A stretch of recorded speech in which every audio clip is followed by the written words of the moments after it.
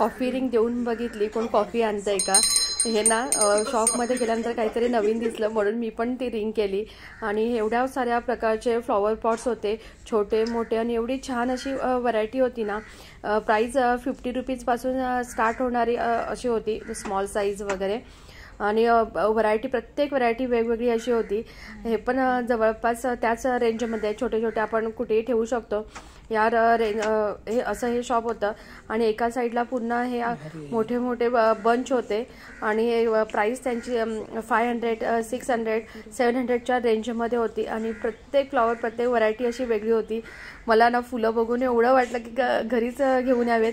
पण आता काय होतं, घरी एखादी गोष्टी आणली की त्याच्या डोळ्यासमोर प्रश्न पडतो ती कुठे ठेवायची. कारण आपण घेताना तर घेतो, पण ठेवण्याचा फार प्रश्न असतो. मलाही घेण्याचा फार मोह होत होता, पण थोडासा मी आवरला आणि मग दुसऱ्या डिपार्टमेंटकडे वळले. तर इथे वेगळ्या प्रकारच्या पिगी बँक होत्या. आणि आपल्याला दरवेळेला प्रश्न पडतो की आपण काय गिफ्ट द्यायचं. तर इथे आहे ना अशा भरपूर अशा व्हरायटीच्या पिगी बँक्स होत्या, व एकदम म्हणजे जशा पाहिजेत तशा. आणि हा वेगवेगळ्या प्रकारच्या कॅन्डल्स आहेत. आणि हे पण आहेत, म्हणजे शोपीस पण होते, फ्रेम होते. एक फ्रेम तर 150पासून ही स्टार्ट होणारी फ्रेम होती.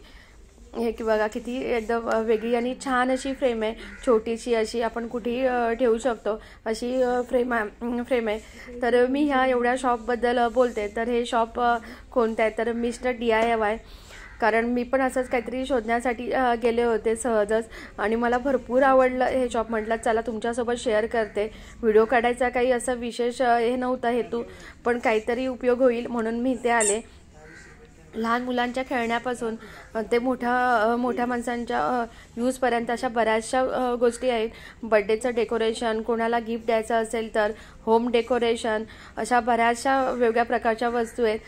नक्की ह्या शॉपला म्हणजे जर काय अशा वस्तू घ्यायच्या असेल, जर थोड्याफार वेगळ्या प्रमाणात म्हणजे वेगळं काहीतरी व्हरायटी पाहिजे असेल तर हे शॉप एकदम छान आहे. आणि एकाच शॉपमध्ये आपल्याला सर्व असं मिळून जातं.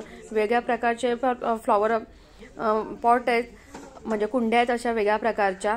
आणि त्या पण ही जी मी छोटी कुंडी घेतली ती 60 रुपीजची आहे. आणि ह्या प्लास्टिकच्या कुंड्या आहेत सर्व. आणि बॅगचं कलेक्शन पण त्यांचं असं छान होतं.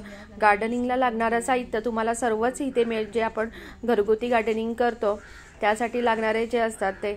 आणि हे बास्केट्स होते, आणि हे बास्केट आहेत ना 89 रुपीजचे आहेत. आणि हे मी पण आलोच, मला एवढे आवडले. मी आता घरात आल्यापासून विचार करते हे मी कुठे ठेवू शकते, कारण नेक्स्ट टाईम मला व्हिजिट करून नक्कीच मी हे घेणार आहे. मला तर प्रचंड आवडलं.